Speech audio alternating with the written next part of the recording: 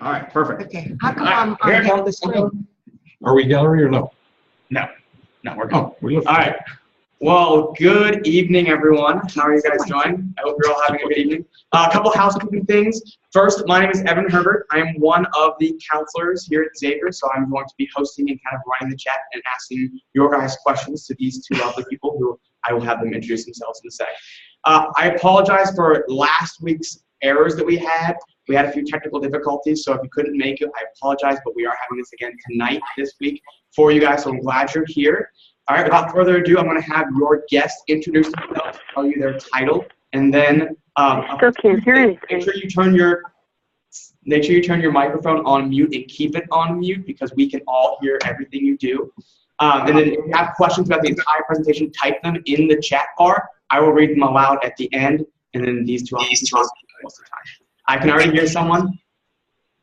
Oh, okay, good for them. All right, awesome. Well, without further ado, here we go, and have a great Musket chat. All right, whoever wants to introduce himself first, go for it. Okay. Henry, you like to start. No, I'll let you go first. But what I wanted to say is, the way this thing is set up is we have this big screen in front of us, so if it looks like we're looking for Superman or Spider-Man or something like this, it's only because we're looking at this big screen that's in front of us, but it's slightly like way above the camera. So go ahead. You go first. Ladies first. I'm Deb Patel. I'm the Assistant Director of Financial Aid. I've been here almost 8 years, but I've been in financial aid for a longer time than that. Tonight we'll go over some slides. We only have about, 25, 27 slides. It'll be quick.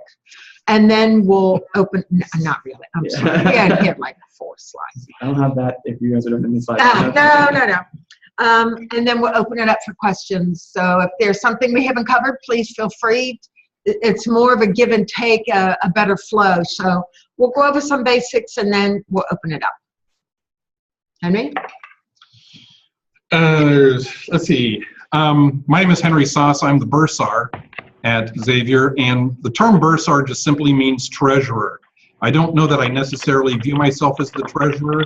I don't know what a treasurer looks like, but I'm really more the business manager. The office that I work in is responsible for preparing the bills and collecting and processing payments. We're responsible for managing the payment plan and posting outside scholarships to your bursar account. Those are scholarships that come in from outside of Xavier. It might be PTA, Boy Scouts, Kiwanis, those types of scholarships. And we'll be talking an awful lot about bursar things after Deb goes through her financial aid things. Okay, Evan. All right.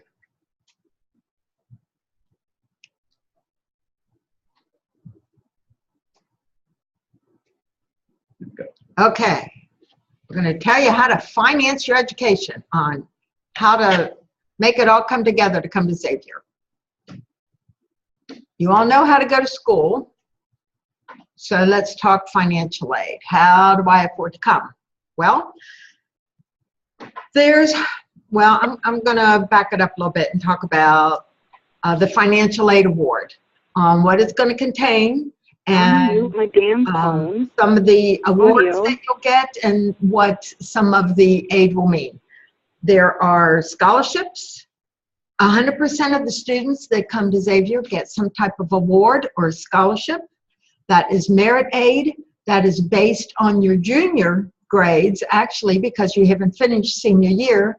But always want to say, this time next year, you come in my office and I can show you 4 pages of internal Xavier scholarships that you can add on top of what you already have. So that is the merit aid. Then there's need-based aid. You could be having a Xavier grant, a Muskie grant, a Pell grant, a state grant, various other grants, and that is need-based, and most of it is because you have filed the FAFSA.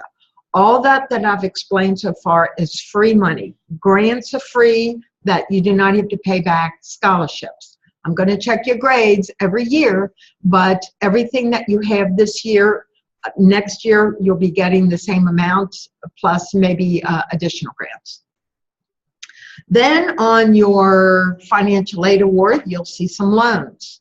There are student loans that you pay back after you graduate. There are parent loans paid back after you graduate. The parent loans are credit-based where the student loans are not. Then you might see on your award letter, work opportunities, federal work study monies. If you see that, we keep getting less and less money every year from the feds, and it is determined by the family contribution from your FAFSA.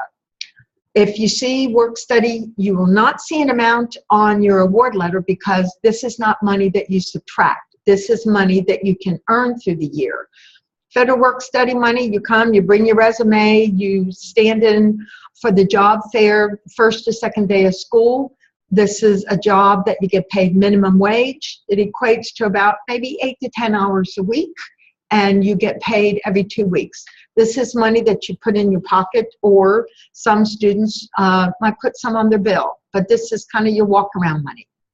If you do not get federal work study money, if you do not see that on your award letter, then you just go to career services, or you check with the bookstore, the cafeteria, the non-Xavier owned businesses that you can, it's just a job on campus.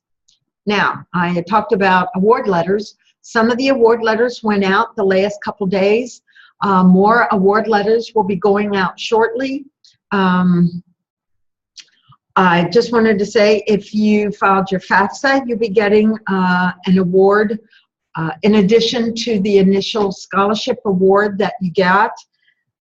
If we take active acceptance or passive denial. Now, what that means is, if we don't hear from you, we assume that everything that you've been offered, that you will be taking it. If you do not want your loans, just send us an email saying, please remove them. This is something, if you don't want them now, you can always add later. It does not automatically disperse onto your account because you need to complete a promissory note and entrance counseling. The reason I say tell us if you do not want them, because every week you're going to be receiving an email from us reminding you to do the promissory note and the entrance counseling. So in order to stave that off, just send us an email saying, please remove my loans. That is for the student, because it is the student's loans. Next slide, please. Cost of attendance. How do we figure who has need and who doesn't? Every school figures a cost of attendance. That's everything we can think of that it costs to go to school. Tuition fees, room and board, those are given. Then we figure you might be spending $1,000 a year on transportation. You're either going to be driving here, driving home, flying here, flying home. We figure maybe $1,000 for books. Books are not part of automatically on your aid, but we figure maybe $500 a semester. When we can't think of anything else, we throw in another $1,000 for t-shirts and flip-flops and pizza on campus. Everything that you can think of, the cost to go to school. We subtract your family contribution from the cost of attendance. This year's cost of attendance is about $49,000. That includes the have-to costs and then the extra things that you could spend. So we subtract your family contribution, and what's left over is your need. That is filled with the scholarships, which we've increased this year. We find that I realize some of the state grants of Pennsylvania, your state grants cross state lines, Ohio grants. But if it looks like there's need after we've seen your generous scholarship, then we might add a housing grant. And then we'll tack on your loans. So, next slide, please. Payment options. That could be you, Henry. It could be.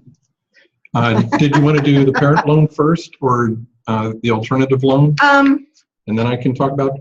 Okay. Well, how about if I talk about payment options first? Okay.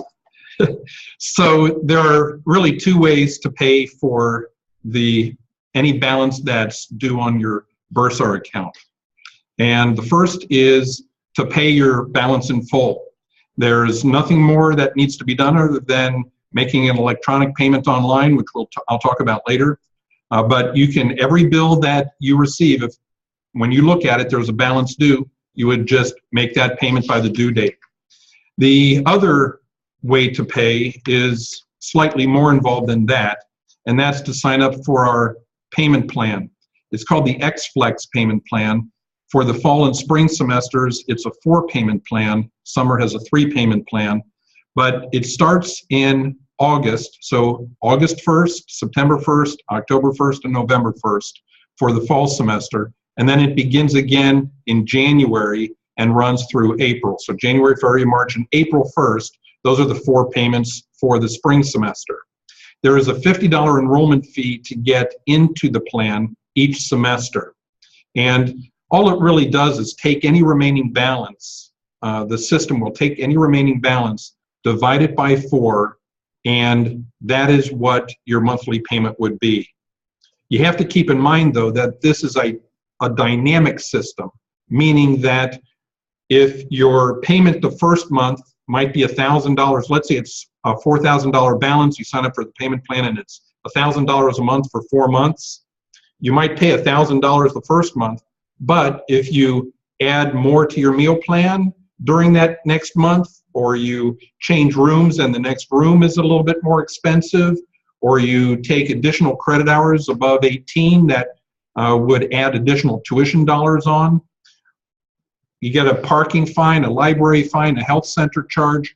Those types of charges will increase the balance, and whatever the balance is, it'll adjust. The payment plan will automatically adjust by taking that additional amount, dividing it by the remaining number of payments, and making each subsequent payment after the first one, or if it's after the second one, whenever it happens, slightly higher than the first. Likewise, if there's a credit, if there's a reduction in something, it will help to lower future payments. So it's, as I say, it's dynamic, goes up and down depending upon what you decide to do with your Bursar account.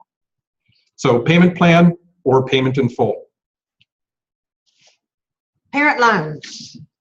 There are parent loans. These are loans that you pay back after the student graduates. It is a credit check where the student loans are not. The students get theirs $5,500 as a freshman, $6,500 as a sophomore, and $7,500 as a junior senior. The parent loan can be up to the cost of attendance. There's also alternative loans. These are the Sallie Mae loans, Wells Fargo, US Bank. They take a parent loan is, because it's a credit check, the credit's only good for so long. So if the first payment's due August 1st, I would apply for a parent loan maybe mid-July. It takes a day to find, a few hours actually, to see if you qualify. If you do not want to take out a parent loan and you want the loan in the student's name, you can take an alternative loan, and that can be a creditworthy co-signer. It can be a mom and dad, an aunt and uncle, a friend, a relative. They take about a month. So you might start the beginning of July if you want it to disperse onto your account August 1st. One thing I also wanted to address also, when you get the award letter, we are estimating the room and board charges, because at this point we do not know what room you've chosen or what meal plan you've chosen. So when you get the actual Bursar bill, well, when you look at your Bursar bill online, it might be different. The Bursar bill is going to be the actual, because again, we are just estimating what room. We don't know at this point you're going to be in a double, a triple, or a quad. That's all I got. Next, please.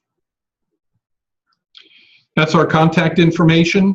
Feel free to write that down. You can also get the same information by going to Xavier's website and looking in the directory and just doing a search for financial aid office or Bursar office, and you'd be able to get exactly that same information.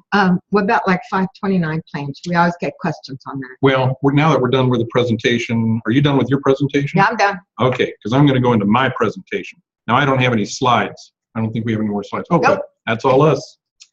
Okay, so let's talk about a bunch of things, and if you have pencil and paper handy, it might be helpful to jot some notes. The first thing to do is take a look at xavier.edu/bursar, B-U-R-S-A-R, and that is the Bursar's website. If you read the Bursar's website front to back, you will be so well informed that you could teach everybody else you come to school with all about bursaring stuff. There is specifically a link on the Bursar's website called Frequently Asked Questions. And we have tried to anticipate every question that somebody's going to ask, and we've put the answers out there. So if you have a question and it's late at night, you know nobody's here, it's on a weekend, feel free to go to the FAQs on the Bursar's website and take a look there. The answer is probably there. So let's talk about billing first. The Bursar's office prepares a bill, and I say prepares or publishes a bill.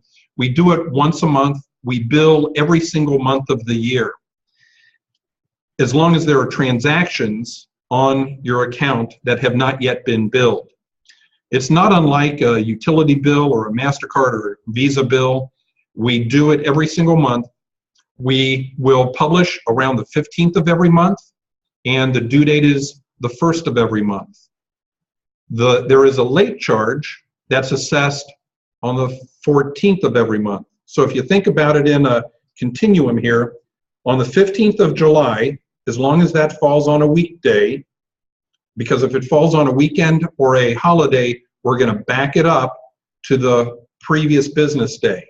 So on July 15th, we're going to generate or create an e-bill, an electronic bill, and an email will be sent to you, the student, telling you that a bill is ready to be viewed. You can log into the Student Hub. Now I want to take a moment here and tell you that currently you're probably very well, you know very well the road to Xavier. At some point in time, once you get to campus, even before then, in July, you're going to want to start transitioning into the Student Hub, which is xavier.edu/students. When you get to that hub, you're going to see a bunch of icons, and there's one particular icon called Pay Bill. And when you click on that, that will take you to a site where we partner with CashNet, also known as Hire One. And CashNet will present to you the balance on your account. It'll give you an opportunity to make an online payment. That's where you would view your bill. That's where you would enroll in the payment plan or take a look at your payment schedule on the payment plan. And you could also, the student could authorize anybody else you want to have access to that screen. You can sign them up. In the lower left-hand corner of that screen is where you would sign up what we call an authorized user. So the authorized user would have the ability to see exactly that same page to see what the balance is, make online payments, see what the transactions have been since the last bill, look at the bill, sign up for the payment plan, review the payment plan. They'd have all the access that you do, but they do not control who gets to be an authorized user and who doesn't. Only you, the student, get to do that. In keeping with that, every student has the right to their own privacy. And there is a law called the Family Education Rights and Privacy Act. We call it FERPA, Family Education Rights and Privacy Act. So there are two things in my office that we look for. One is the person who's calling in, stopping in, or emailing an authorized user on the student's account? You, the student, control that. I just went over that. You would sign the person up as an authorized user. The other thing we look for is a FERPA form.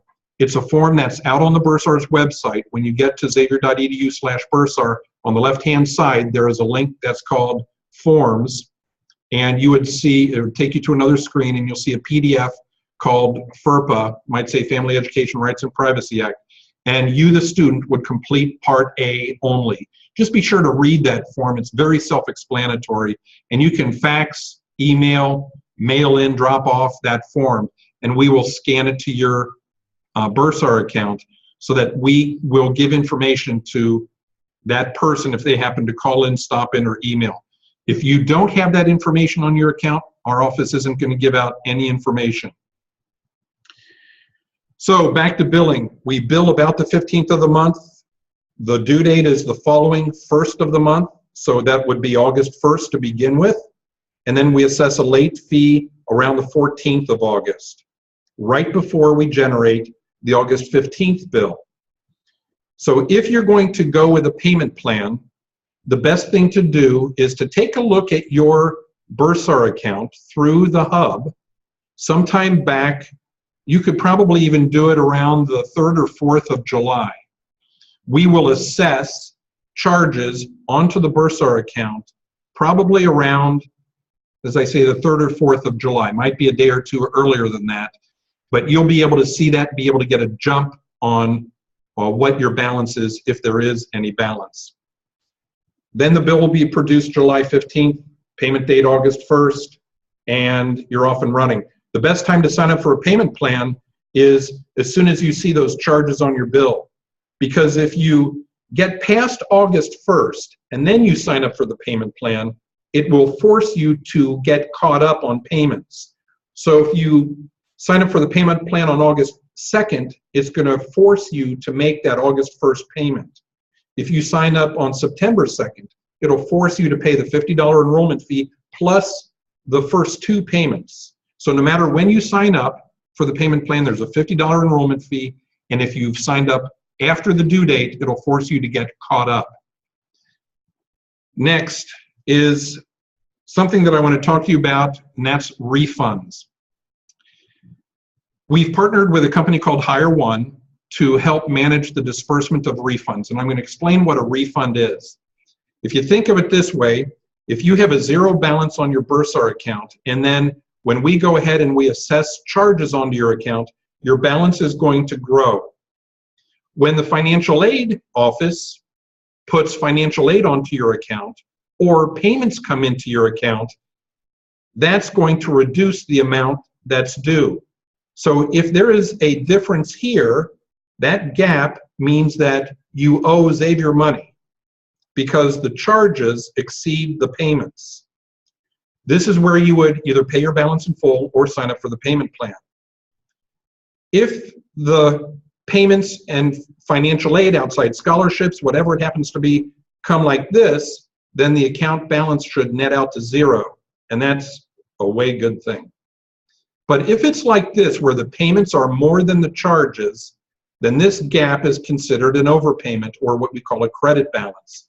And we go through the credit balance process every week. So how do we get the credit balance back to you? When you become a registered student, Hire One will end up sending to you during the summer a bright green envelope. In that envelope is going to be a debit MasterCard. This is not a solicitation for credit. We are not asking you to use a credit card. This MasterCard debit card is the key to get into the Hire One website, so you can make one of 3 selections on how to get your credit balance back to you. You can have a check issued to you, so you would just opt for that option. You would select an electronic funds transfer. So if you have an existing checking or savings account, Hire One can electronically transfer any overpayment back to your existing checking or savings account.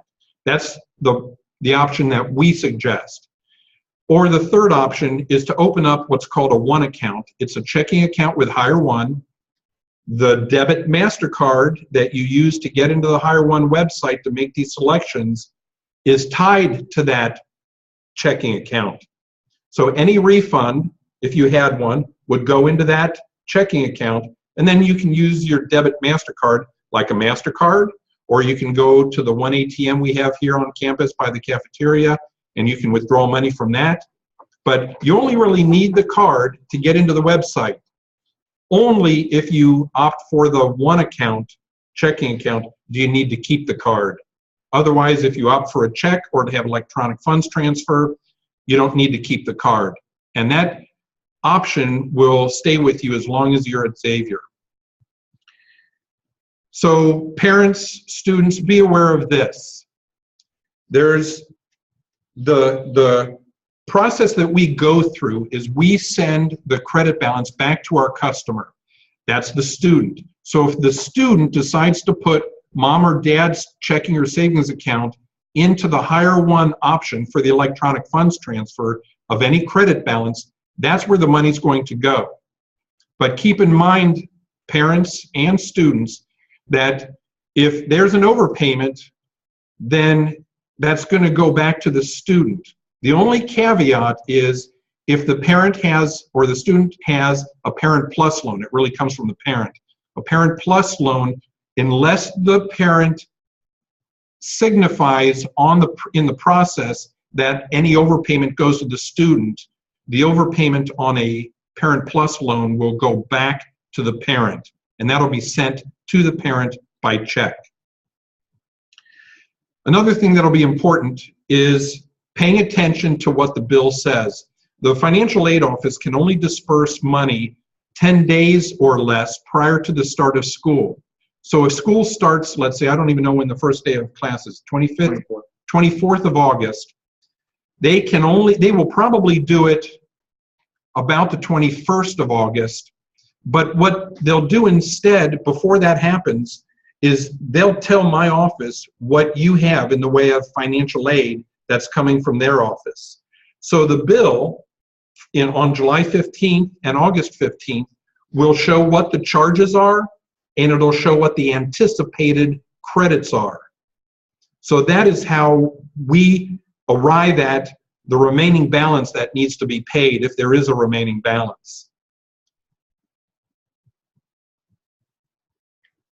I know you're dying to say something. No, well, for the loan, sometimes you'll see $1,000 ready to disperse for your loans, but the feds take fees out before it even hits Xavier. So if it looks like $1,000 is going to disperse, actually it's going to be $990. So trying to do it to the penny, it will not be accurate. It will show $990 if we have certified your loan, meaning you've done the entrance counseling and your master promissory note. Right. Now, entrance counseling is, I'm sure, online. It's online. You don't meet with anybody face-to-face. There are really 3 requirements, and maybe you can correct me on this if I'm wrong, but I doubt that I'm wrong because I know everything there is to know about financial aid. And, and that is, when you come into the university, you need to sign, if you have financial aid, and these are loans, you'll need to electronically sign a master promissory note, what we call an MPN. It's a promise to pay back the loan to the Department of Education. That's number 2. And the first one is entrance counseling. Well, I was going to make that second. No, entrance okay, counseling. So entrance counseling is first, like I said. So you want to do the entrance counseling, and that is just an online. It's almost like they give you the answers, the things to read, and then they give you a quiz to take. And it takes everything that's in the master promissory note and breaks it down into common English so that you know that this is money that needs to be paid back. Many 17 and 18-year-olds don't understand debt. They don't read master promissory notes. Parents don't read master promissory notes. I don't read master promissory notes, but it's probably a good thing to do one time. Loans need to be paid back. These can impact your credit bureau report. They can impact how much you can borrow later on if you don't stay on top of this. And to Deb's point, that financial aid award letter, they've made it up to sort of look like a bill, but it's not really exactly like a bill. It's not even a bill. Well, we used to say, here you have $30,000 in aid. Well, that's fine, but against what? How much do I owe? So we are estimating what your charges are, subtracting your financial aid, and saying this could be an approximate balance. Right. On the financial aid award letter, you'll want to read the small print. The small print on the letter does address the fees that the Department of Education withholds. Like Deb said, if you get a $1,000 loan, you're going to get $990 dispersed to your account. Larger loans, the administrative fee is larger. So that net amount is what's going to get posted to your Bursar account. The other thing to really take a look at is, I want to reiterate what Deb said, is The meal plan and the housing are estimates. They already know what the tuition and fees are going to be, and that's solid. That's in the financial aid award letter. But there are other things that are just estimates that will cause your actual bill to change. If I had one thing to say, I'd say read as much as you can to become aware of how the process works at Xavier so that you're not caught unawares. And if you have siblings who go to other colleges and universities, that's a crying shame. They should have come to Xavier. But in case they happen to be someplace else. And they could have gotten a family grant. Two That's true. students that are here at the same time get $1,000 each. For the year or per semester? For the year. Aha, for the year. And this is another difference between Deb's office and my office is they talk in academic year terms and my office talks in semester terms. So if you hear that you're going to, Xavier is going to give you a scholarship for $2,000, it's not $2,000 for the semester, it's $1,000 per semester. If you get a loan for $1 million, it's $500,000 for the fall semester and $500,000 for the spring semester. I want to talk a little bit about 529 plans and outside scholarships. If you have an outside scholarship, send any of those letters to the bursar's office. If you have checks that you have made payable to Xavier, get those to us. If the organization wants to send in the scholarship check, have them send it to the bursar's office. If the check happens to be made payable to you, the student, and to Xavier University, you want to endorse the back of the check and then send it in to us, and then we'll endorse it, co-endorse it, and process it onto your account. Some scholarships say, well, this is a $1,000 scholarship for Joe's student, and we want $500 to go for the fall semester and $500 to go for the spring semester. We put it all, if they send one check for $1,000, we put it all in for the fall semester. 529 plans. 529 plans, you would work out with your plan. You contact the plan and you tell the plan, I want to have X amount of dollars sent to Xavier University. This is my student's name. This is their student ID number. And they will go ahead and send it to us. I can't tell you enough how important it is for you to start that process early, because some plans can take 2 weeks, some can take 4 weeks before they send the money to Xavier. We don't go home at night until every payment is posted. And that's why if it's not a 529 plan or an outside scholarship, we always encourage you to make an online payment because it is a secure site and it posts to the student's bursar account immediately. So online payments, we accept credit card, MasterCard, Visa, American Express, and Discover. There's a 2.75% convenience fee that Xavier does not get. It goes to our merchant provider. We also accept e-check online, where all you need is a routing number and a checking account number, and we will pull the money from the account automatically, and there is no additional cost for that. All of this, as I said, is explained in the frequently asked questions of the bursar's website. Let's see here. One other thing that I want to bring up, actually two things. There's going to be an insurance charge placed on everybody who is a full-time student. Every full-time undergraduate student gets an automatic health insurance charge. The Board of Trustees at Xavier, they want every student to have a major medical health insurance plan. Now, the vast majority of students are already covered under a parent's medical health insurance plan. So when you see this charge on your bursar account, there's a website that you can go to where you can waive that fee. You just enter information that's on your insurance card, and I think it takes about 24 or 48 hours for that fee to be reversed. So that charge you'll be able to see in mid-July. It'll be, let's see, this last year it was $1,833. I'm sure it'll be more than that for this coming fall. I don't know what that amount is yet. And that's for a year. The health insurance covers from about mid-August or so till of this 15 to about mid-August of 2016. If you don't need the insurance, don't get it. You need to make sure that you waive it. If you don't waive it, then there's going to be a penalty if you waive it late, and then at some point there won't be any ability to waive it. That particular charge is managed through the McGrath Health and Wellness Center, which is our health center here on campus. And they're the ones who dictate when they work with Aetna Insurance to get it waived. I want to tell you about when you go into the Student Hub and you log in and you click on Pay Bills and you see this landing page I talked about earlier where you would look at your balance and make online payments and look at your bills. If you read the information above your balance, you'll be able to see things like the link where you go to waive the insurance. And I'm not quite sure what day the website opens to waive that insurance, but typically it's around July 1st. So just pay attention to that. I don't want you to be charged any more than you need to be charged when you come here, which leads me into my next scenario. The loans that Deb talks about, there is an unsub and a subsidized loan. Yeah, I'm going to give the interest. Okay. Okay. For student loans, it's 4.66% because we always get that question. For the Parent Plus loan, it is 7.21% interest. Thank you. Okay.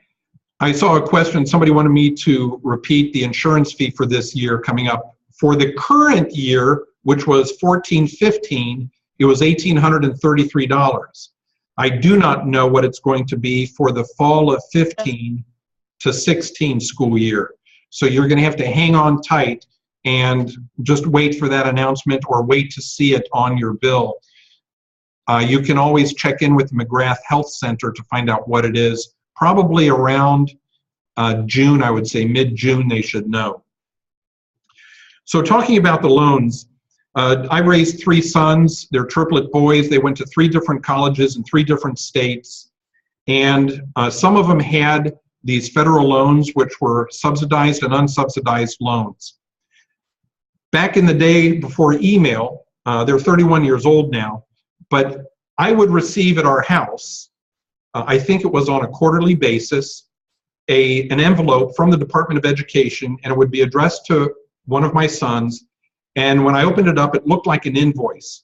But on the invoice looking thing, it would say, this is not a bill.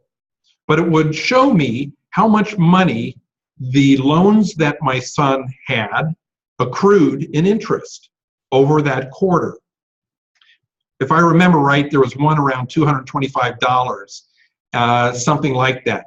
So anytime that I would get that kind of envelope, I'd open it up, see that it's not a bill, didn't have to be paid. I could put it off until, or my son could put it off until they graduated or left the university they were attending. But I would, when I got it, I would always contact them and I would say, do you want to pay this? Do you want me to pay this? Or do you want to partner on it and you pay part and I pay part? The reason for that is when they got out after 4 years, I didn't want to have them paying a lot of interest on top of the principal. So the principal amount, for people who don't know, might be the loan amount of $1,000, but as time clicks on over 8 semesters, that is going to accrue interest. And so as I say, quarterly, if you have the ability to make those quarterly interest payments, even though they're not due, I would say please do that. When my sons got out, they only had to pay the principal of the loans and not the accrued interest. Nowadays, the Department of Education probably does all of this by email. I would doubt that they send out anything by snail mail, but I don't know that for sure. So transition to the Student Hub as soon as you can, probably sometime in May, beginning of June, and eventually the road to Xavier is going to close after you become a student here, and the Hub is going to be the place to go. Are you ready for questions? Okay. I think so. All right. All right. Did I miss anything? I don't know. No, I hope Did I miss anything? No. Okay. No, I think you covered an awful lot. All right, let's scroll all the way back up. We had a question earlier on. It said, my son for a scholarship that was due on February 1st. When can I expect to hear the answer? February 1st? Was when selective scholarships were due. Do you know, it depends on... Go ahead. Okay, I was going to say, it depends on the scholarship. Majority of the scholarships have already been awarded, so you should have already heard back on some of them. Some of them were not run through our office or the financial aid office. They were run through outside ones, so it depends on the scholarships, but it's my understanding the majority of them are already released, correct? Yes, and there will be a scholarship competition on March 28th for the St. full, Francis Xavier. the St. Francis Xavier Community Engaged. That is a competition. If you have been invited, you should have been invited already on the road to Xavier. But some of the other scholarships, the legacy, things like that, I believe April 1st, those will be going out. We just got a big stack of those scholarship requests. All right, next. Are Kentucky Keys monies honored at Xavier? What are typical rates for education loans in the market right now? No, Kentucky's money does not cross state lines. I'm a Kentucky girl, I realize that, but the scholarship amounts and the grants that we give, we feel, and the quality of our education kind of makes up for that. What are the typical rates for education loans? If you talk of the private loans, it is dependent upon the creditworthy cosigner. For the student loans, it is 4.66, and the parent loans are 7.21%.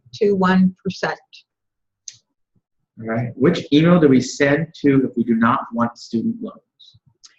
XUFinaid, XUFINAID, AID. FINAID at xavier.edu.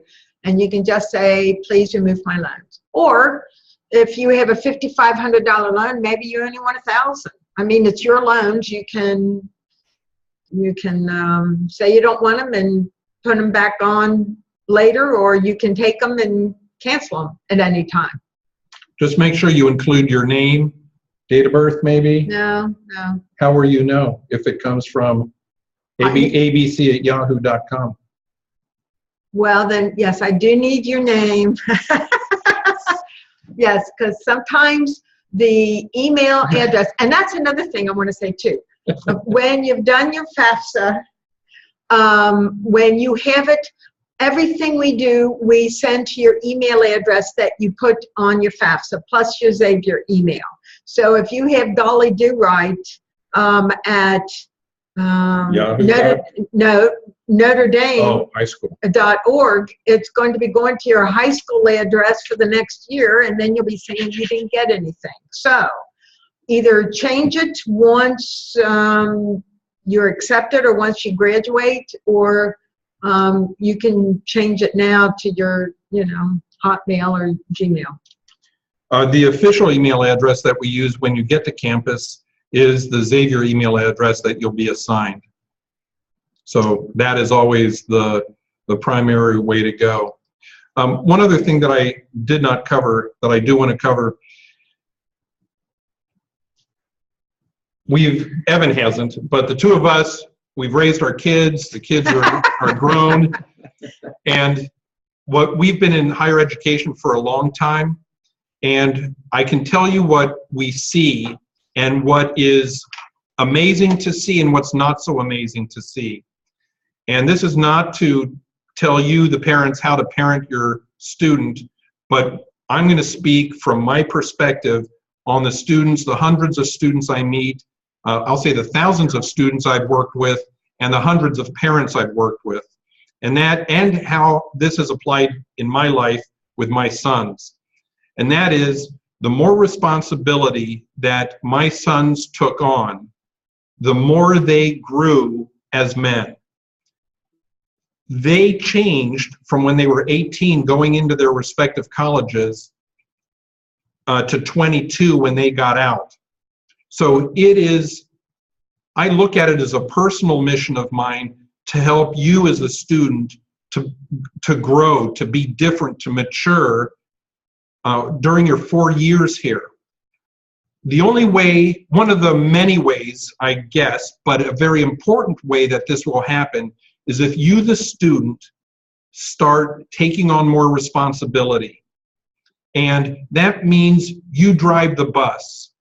I think it's incredible to have a student come into my office and we end up talking about their bursar bill, and they say, I tell my parents what needs to be done. They are an authorized user so they can see the bills. They get notices when the bills are published. And sometimes they take a look at my payment plan or they make payments. But I tell them what needs to be done because I look at the bill. I'm the one that signed my master promissory note, and I'm the one that did the entrance counseling. I'm the one who waived the insurance. I'm the one who signed up for the payment plan. I'm the one who told my parents that I did all of this. And this spills over into, ever since I heard Henry talk at this webinar, I now started doing my own laundry. And I started helping my mom and dad with the dishes and preparing dinner and clearing the table and taking out the trash. You get my point. So it is really important for you as the student to grow into an incredible adult, and it's not going to happen so well if you continue to say, well, my mom takes care of that or my dad takes care of that. That's so high school. It's so high school. So get over that and grow, take advantage, leap forward into this great place of maturity. College, to me, is a rite of passage, and Xavier's a great place to do this. The teachers want you to succeed. The staff want you to succeed. We've got great professors.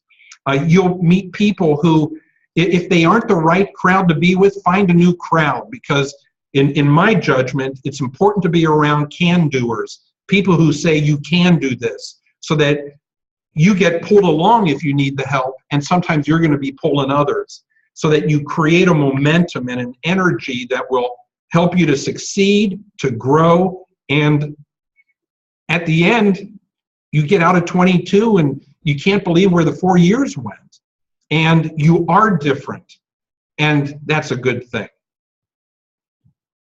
Perfect. I'm touched. It's so important. It is. I concur.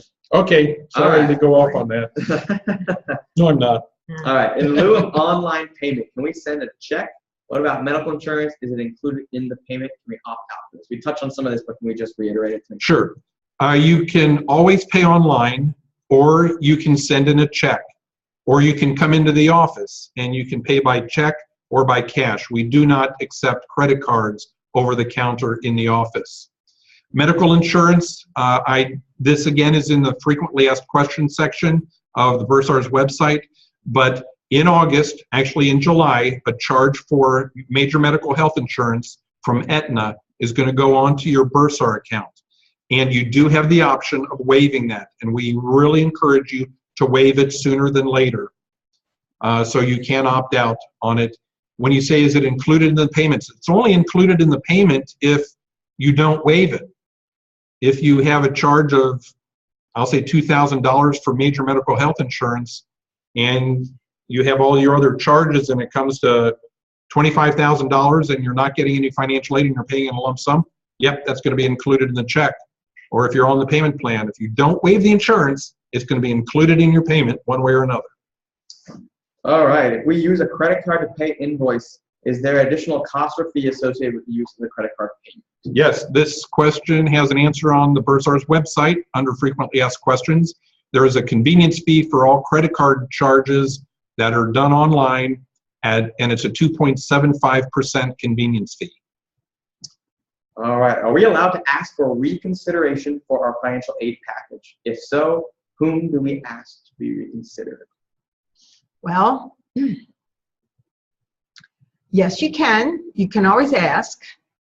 However, when we give the awards out, we try to do our best job on looking at everything.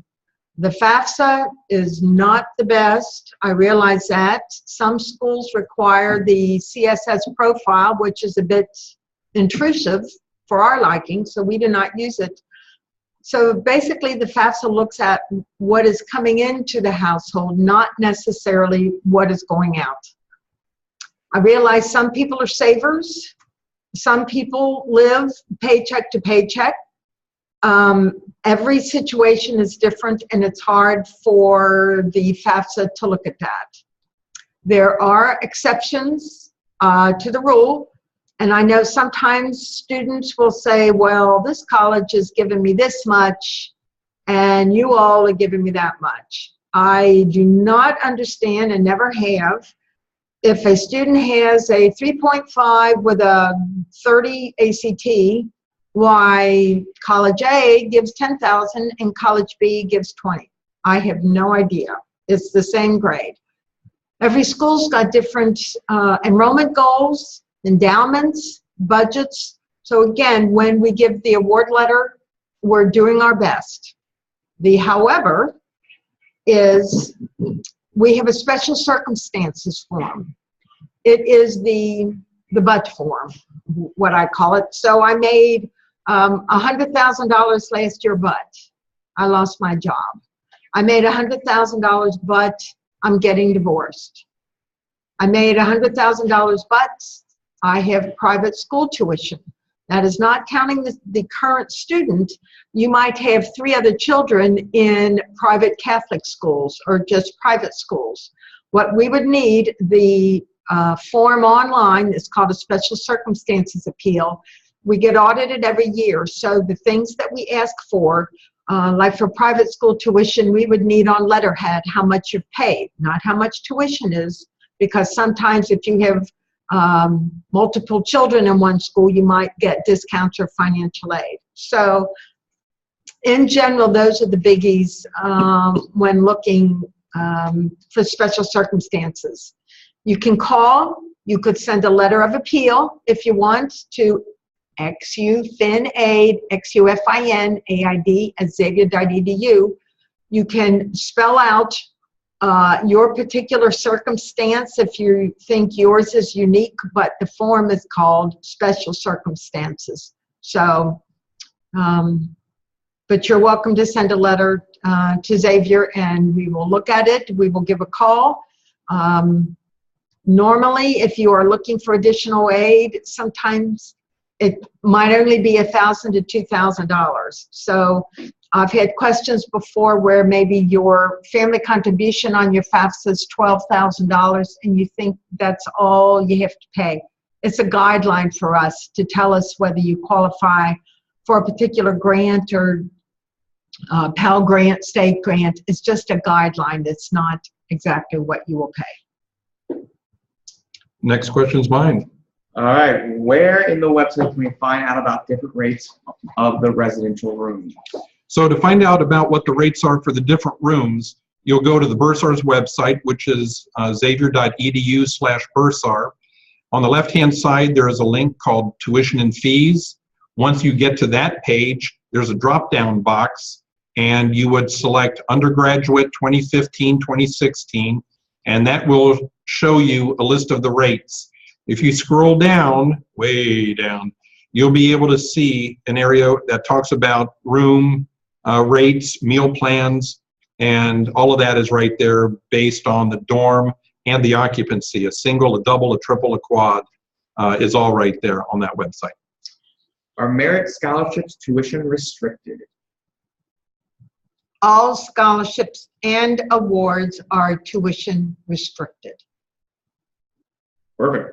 Thank you, Deb. Black and white. My pleasure.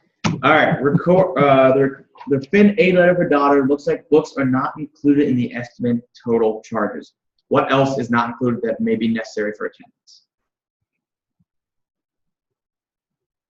That's it.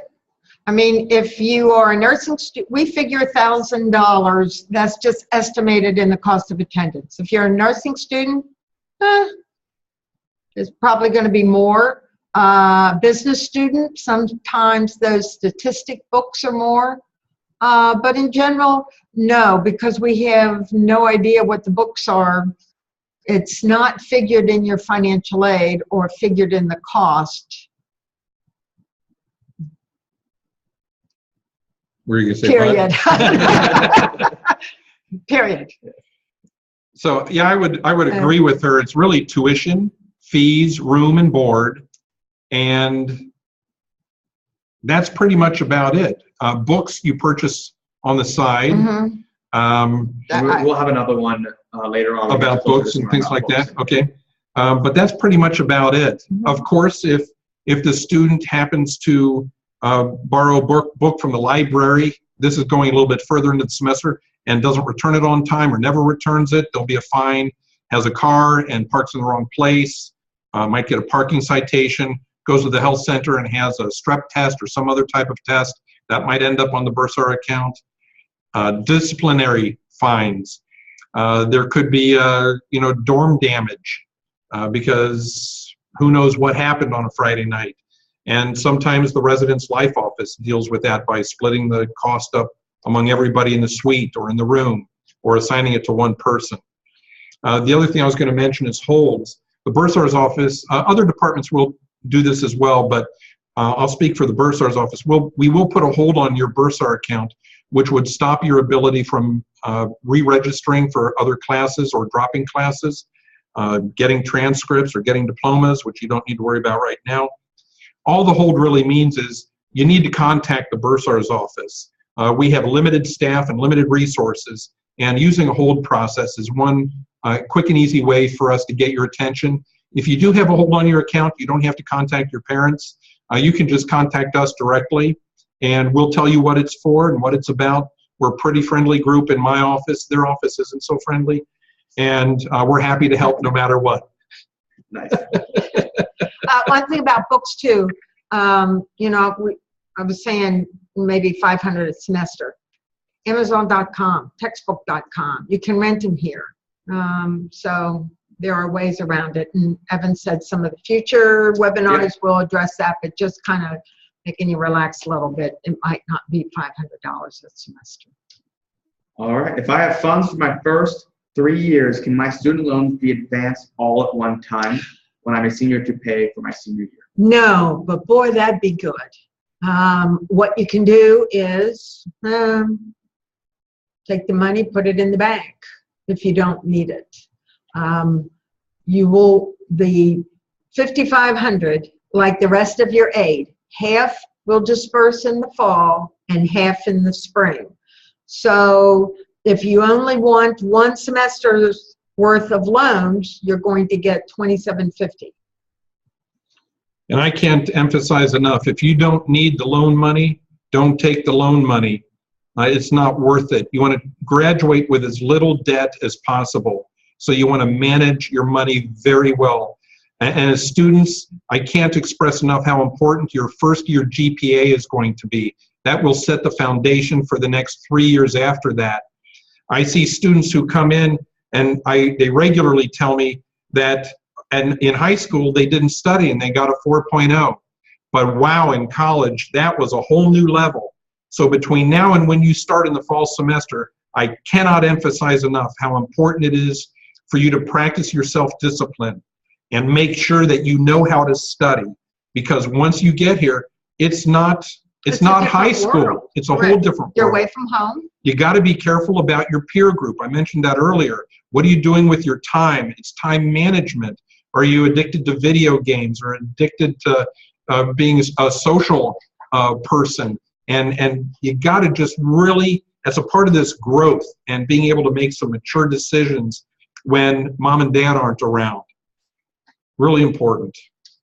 All right. I'm glad you guys are thinking it's interesting and enjoying it. That's good. That's good. So they're getting a lot of information. Good. Well, two people are anyway. Yes. Thanks, Mom. All right. Is this insurance fee included in my estimated charge?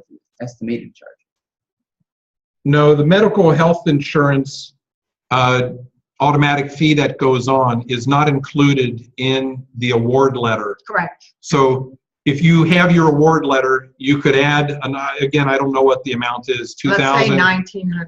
Well, no, it's not going to be $1,900. It'll be more than probably $2,000. Really? Because insurance rates go up all the time.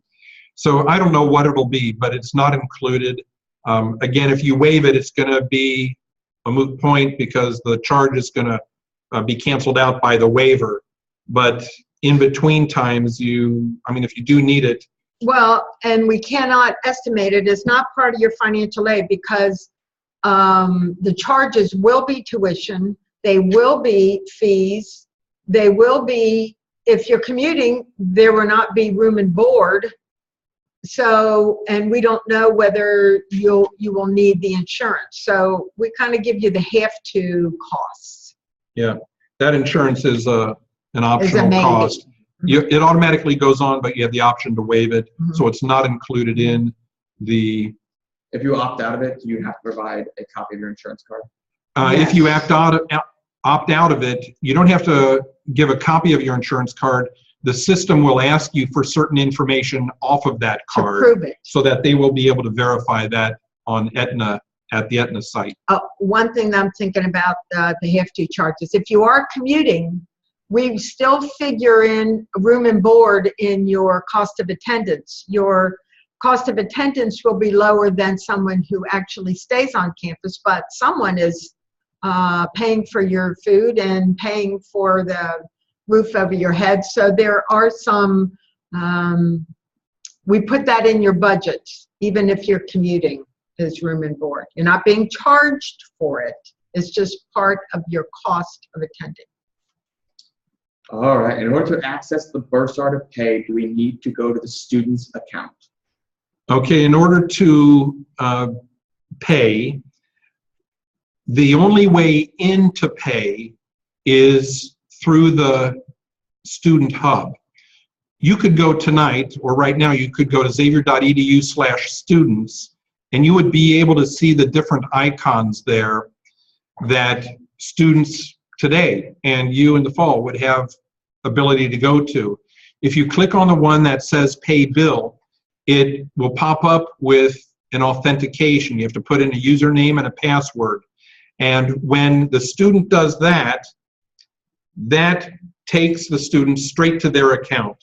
So it's not going to be anybody else's account. It's just going to be the student's account. That's how the student's account is accessed.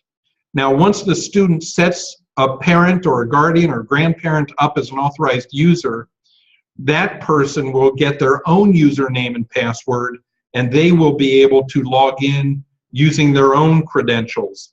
I do not recommend, you can decide what you want to do in your own family, but I do not recommend that students give their parents or anybody their username and password for two reasons. One is the students have a right to their privacy, and I know that most students will tell the parent anything anyway when it comes to money or grades because so many parents are paying the bill, and I hear from parents, well, I'm paying the bill, I should have rights to see the information. Well, the truth is, if the student hasn't granted the right, then we're not going to give out the information. We don't care who's paying the bill. So the student, when they grant this authorization to the parent, there's really no need for them to compromise their username and password. It's a part of that growing up. It's a part of that growth and that maturity. And I think it's just really the right thing to do.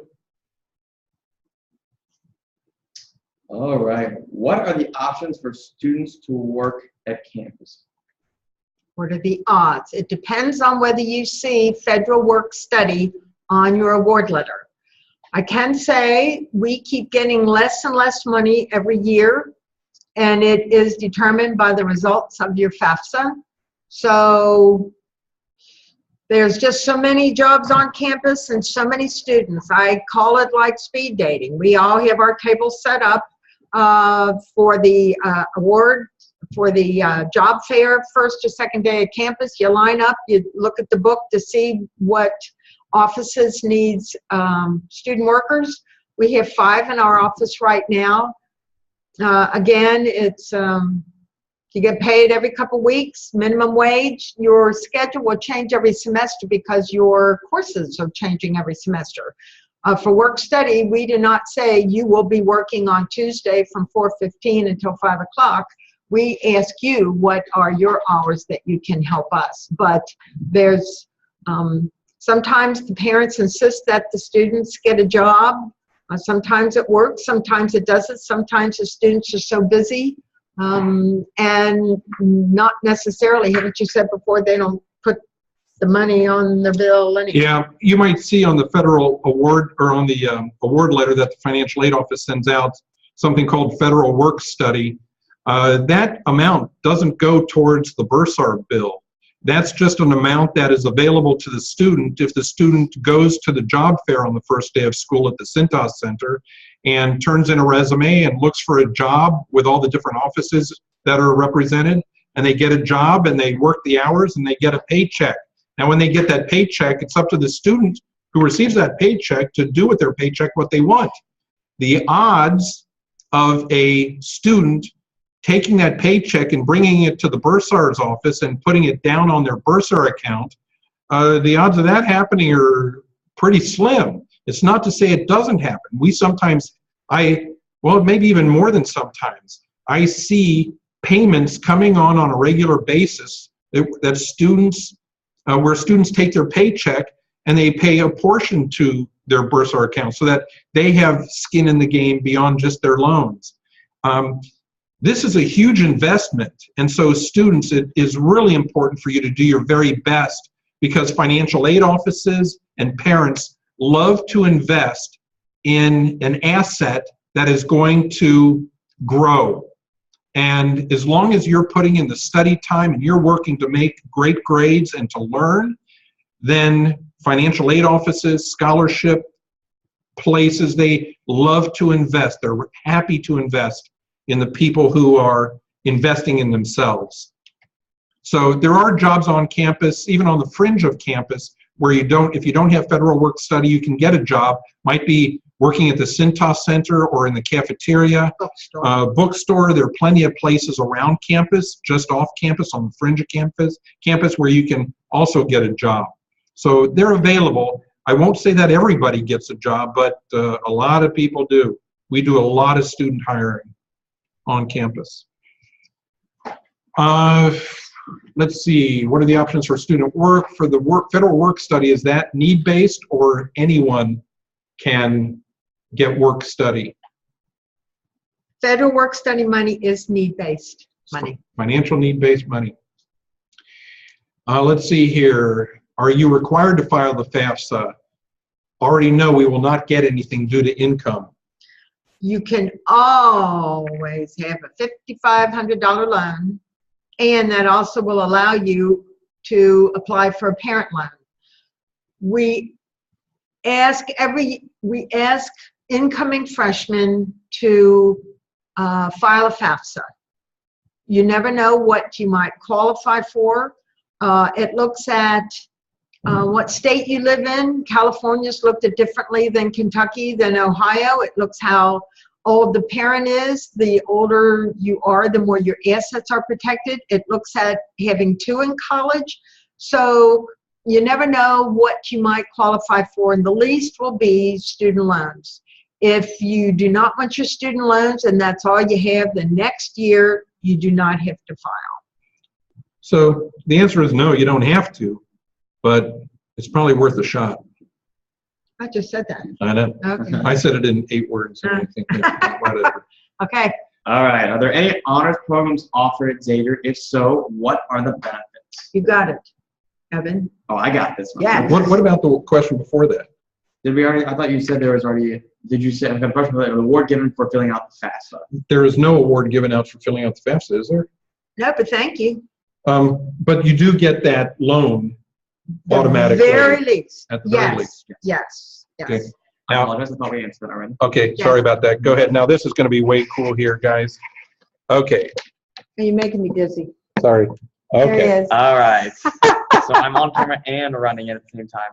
All right. Are there any honors programs offered at Xavier? If so, what are the benefits? There's actually 3. The first one is the most popular. It's called University Scholars. You can apply for this one still online. You go on our website, type in honors programs. The website will pop up, and you'll go from there. So University Scholars is basically like your NHS, National Honor Society, that you take in high school. You take our core at the honors level, and you would graduate with honors with that. So you're going to take essentially more challenging classes in a faster pace in those smaller class sizes. So it's more one-on-one attention. The other 2 are going to be a little more unique just because it's a combination of majors and honors programs brought together. One of them is called Philosophy, Politics, and the Public, or PPP, and this one is about comparative government. The other one is Honors Bachelor of Arts, or HAB, and this one is kind of a combination of that classic Jesuit tradition. So it's Latin, Greek, and philosophy all kind of rolled into one. As far as the other 2, I would recommend check on our website for specifics, or if you have questions, email me at herberte@xavier.edu, and I'll add it a little bit later. If you want to jump down to, it says, where do I find this form? Somebody said forms are on the website. And then it says, okay, so because that was referring to what you were just addressing, I think. I think it was I think it was one of the Was it forms. Form, are you talking the special circumstance form? If you are, you go to xavier.edu. And Henry, stop spinning with the camera. Sorry. Okay. Oops. Okay. Now we have headshots. There you go. Okay. Xavier.edu. Financial aid, the word financial aid is on the front, and right under financial aid is the word forms. Click on the word forms. Go to 1516. This year's current forms is farther down below, and a mother called me today saying, you need my 2013 taxes. Trying to figure out what she had. All right. So the next question is, are the merit scholarships reoccurring for the entire 4 years? Yes, they are. I will check your grades every May.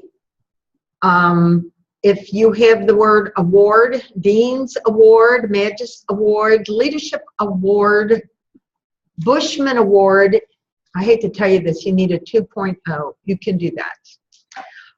If it says the word scholarship, presidential scholarship, trustee scholarship, you need a 3.0.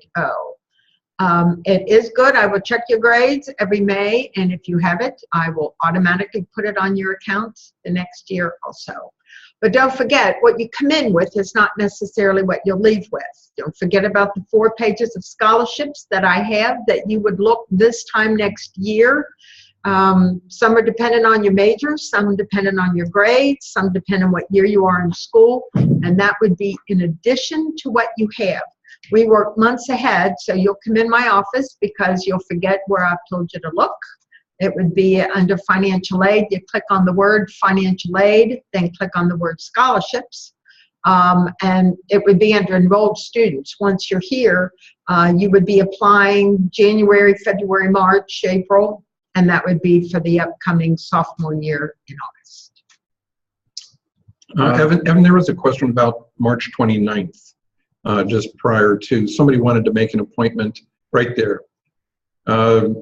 Roseanne, you wanted to know if you could meet with somebody in the financial aid office when you come to visit on March 29th. The answer is yes. We will be there. It will be the Deb and Henry show. We'll be addressing the parents that day too, but there will be, our whole office will be there and have counselors upstairs with our computers that you can still meet with us. One-on-one. One-on-one.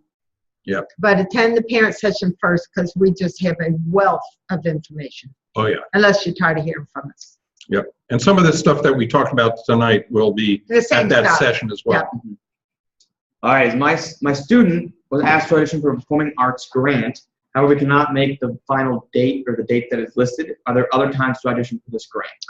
You would need to contact the department because that does not come out of financial aid. If it is a particular department grant, you would need to check with them. Is that correct? Yes, that is correct. And I know for a fact with music and theater, if there's a certain one for performing arts you're looking for, sometimes they've even done Skype auditions. So contact them, let them know, they will work with you. Good. All right, my daughter's Money Matters letter indicates a tuition, room, board, and fees of $46,411. Okay. Are you saying that the insurance fee is not included in this amount? That is what correct. we're saying. Yeah, the insurance fee is not in there. If it were in there, it would say health insurance fee. Right now, there's a health and counseling fee, but that's different. The health and counseling fee, the information technology fee, the student activity fee, those are all fees not for service. Those are fees that go to support the infrastructure of those areas. So the health and counseling fee allows you to pay, I believe it's $5 a visit to the health center, which that is totally different than the insurance fee. Yep, and provides you with free counseling if you need counseling. Mm-hmm. All right, this seems like the last question unless people have more. If there is no option for federal work study in my federal aid award letter, can I still find work on campus? Maybe. You can look for it. Go ahead. Bookstore, Cintas, cafeteria. Go ahead, you answer. Bookstore, cafeteria, Cintas. You can go to career services, maybe, the block surrounding, we've got a Starbucks down the street, University Station down the street. Couple of restaurants. Yep. Yeah, there are opportunities. Like Deb said, I think that's a great place to go is the Career Services Office if federal work study is not on your award letter. But you're going to be busy the first semester, first year. And if you are awarded federal work study and you don't find a job on campus the first year, we do not have enough funds to continue the next year. Now, if you find a job freshman year, then we will automatically give you the federal work study money the next year also. So a lot of people are taking off and thanking us. So I want to thank you guys very much for coming. We have a couple more questions we'll answer, but I first want to just say thanks for being a great audience and everything. I hope you got a lot out of this. Henry and Deb have been great. For those of you who have questions, we'll stay on for a little bit to finish up a few things. I will add, to piggyback on that, one of the things in the works is University Station. This has been a big, hot topic at Xavier because it's brand new. There is growth in that's going to be expanding. And one of the projects is hopefully offering more jobs for our students that aren't necessarily run through Xavier. So easier access for students to walk to a place, get a job, whether that's through a coffee emporium, Starbucks, things like that. You have some way to do that. So we're trying to get more of that on campus. So don't forget, we're going to be here on March 29th, and then I don't know the date in April. All right. I think it's the 21st, but I'm not positive. I'm going to see if I can find out. While you're looking that up, I'm going to answer a question that's probably going to, for me, April 19th and 20th. That's what someone said. Thank you. Thank you. You guys are, Yep, March 29th. Yep. And 19th. April 21st at 6:30 or something, 7 o'clock, I think, something like that. Oh, April that's your 21st. dentist date. No, that's the presentation. Okay. Yeah, and then you said March 29th. If you're talking about preview day, it's, I think we're talking about We're talking preview day. Preview day is not March 29th, experience day. correct. Sorry. March 29th and April 19th. Sorry. Yep, sorry, my bad. No, you're good. All right. My birthday is July 11th. So we have a question about something that students scroll up. What are the different student organizations like? How big is the role of student government in the university? That is a broad question, and I can answer and talk about that all day long because not so long ago I was a student. It depends on the club you're talking about. We have a very, very active campus life, very involved. There's like over 165 clubs and organizations you can be involved in. So take your pick. There's a lot of things you can do with it. As far as student government goes, I would say it's very active. They petition and campaign just like any election would. And so they have to prepare a panel, something they're going to pitch to students. They're going to get the vote. They're going to campaign. So a lot of times they have music. They're going to have flyers. They want to get your vote. And they're talking about issues important to the students. So they're trying to focus as much as they can. Some of the things that have come out of that are longer hours in the CAF, more money for certain things students want, more activities for certain areas students want. It just depends on what the year is. Some of the things, though, have been rental cars we brought to campus, things like that. So it's very active, and they do shape a lot of things that are going on from year to year. So I was involved in helping it as well. You can do the next questions for preview days, too. Oh, do you need to sign up for preview days? Yes. Preview days are only for seniors, so only for you guys, so admitted students. For sign up for preview days, you would need to go to Road to Xavier, go to your website, and then there is a visit tab. On the visit tab is literally everything you would want to schedule a visit for. So preview days is specifically for you guys so you can meet other admitted students, maybe in your major, and it's kind of a jam-packed day to see what it's like to be a student at Xavier. So I would say it's very worth your while. Yep. Come to it, and then you can also talk to them as well. And the more you come to campus and get the feel and get the comfort of it, the more when school starts, you'll be ready to go. I think that might be everything.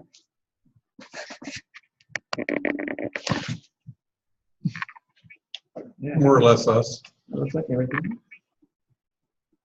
Perfect. Great. All right, that looks like it. Thank you all very much. Thank you. Thank you so I hope much. you guys enjoyed it. Have a fantastic evening, and stay tuned for the next Muskie Chat. All right. Yay. All right. Gallery. Gallery. Oh, there's the lady. I see her with her glasses on her nose. Getting ready Hello. to turn off her computer. There you go.